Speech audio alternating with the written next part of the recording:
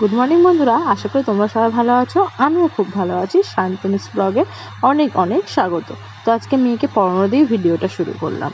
তো সব কাজই হয়ে গেছে, তারপরে ভাবলাম মেয়েকে একটু পড়তে বসাই, যেহেতু স্কুল ছুটি গরমের।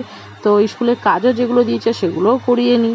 তো ওই জন্যই ভাবলাম ওকে আজকে স্কুলের ছুটির কাজটাই করাই। তো ওকে পড়াতে বসলাম। তারপরে যখন পড়ানো হয়ে গেল, রান্নাঘরে রান্না করতে গেলাম। ভাতটা সবে ফুট ধরেছে আর ডালটা সাজাল দেবো, ব্যাস গ্যাস শেষ।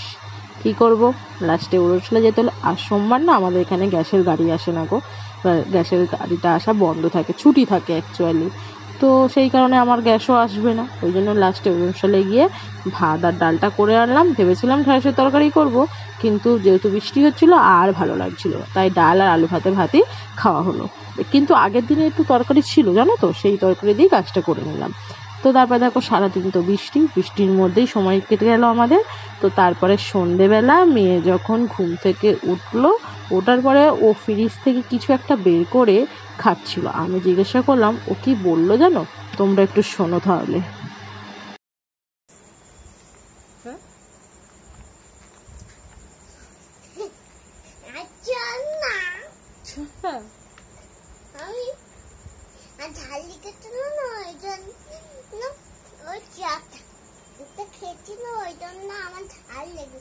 তাই জল এক দুই ছিল, তারপরে এই দুটাই খেলাম। আচ্ছা ঠিক আছে, খাও।